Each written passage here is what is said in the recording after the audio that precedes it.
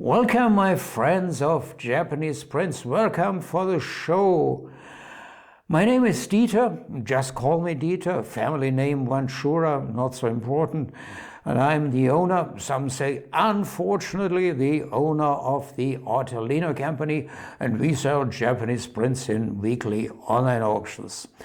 So what's the subject for today's video? Well, I want to present this aesthetically wonderful, valuable woodblock print that we have in the current auction. And I want to talk about the artist who created this design. The name is Eizan Kikugawa. But before I continue with a kind of short biography, let me first show you the real print. It's very valuable, and we have it in the current auction, my friends. Kikugawa Eizan was born in 1787 and he died in 1867. He was born as the son of a painter in Kano style, and his father also produced him. He painted also fans. Yeah, also fans were a kind of a nearly art product in old Japan. His son first learned painting under different artists and later woodblock printmaking, and one of his teachers was said to have been Hokei Totoya. Eizan Kikugawa, he soon specialized in woodblock printmaking of the genre that is called bijin-ga, usually translated ga image as images of beautiful women. And he specialized especially in depictions of bijin in the style of Ukiyo-e. You may have heard this name. Utamaro, probably the best known name for this genre, for this bijin genre. And Utamaro, he had died in 1860, and he was commercially very successful, so he had a few followers who tried to copy his success by going into the footsteps of Utamaro Kitagawa. And these three artists are, first of all, Eizan Kikugawa, then Utamaro the second, and Eizan Ikeda is the third, also called Keisai Eizan. Eizan Kikugawa, strangely enough, he stopped making these single bijin prints in the early 1820s, but he continued with book illustrations. Printing books was the same technique like woodblock printmaking, by the way, and he continued with painting. Why he stopped making single woodblock prints, we don't know. The reasons may have been of a commercial type, because at that period around 1820 there was an overproduction of ukiyo-e. Ukiyo-e, another word for Japanese prints. My friends, now it becomes a bit serious. I want to describe what are bijin prints, who were the women shown on such aesthetically wonderful woodblock prints by Eizan Kikugawa or Utamaro or others.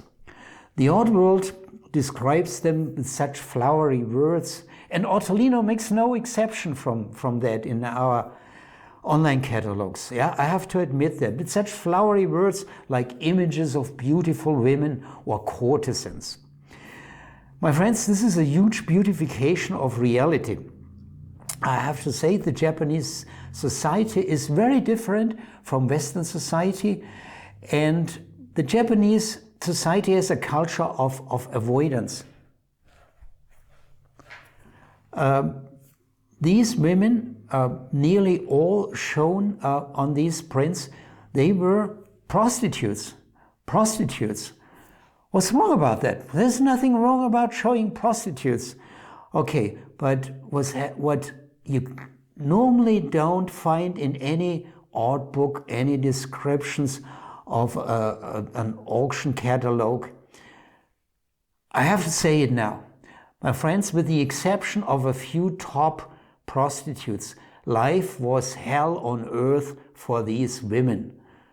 And I don't want to go into any more details, but okay, if you happen to be capable of reading German and if you want to inform yourself about more, and not only about Bijin prints, but about all aspects of Japanese prints, starting with the technique, the history, and especially the subjects, and also the Japanese society and culture, which is depicted in these wonderful, on these wonderful woodblock prints, then I can recommend this book, Handbuch japanischer Holzschnitt, well translated Handbook of Japanese Woodblock Print.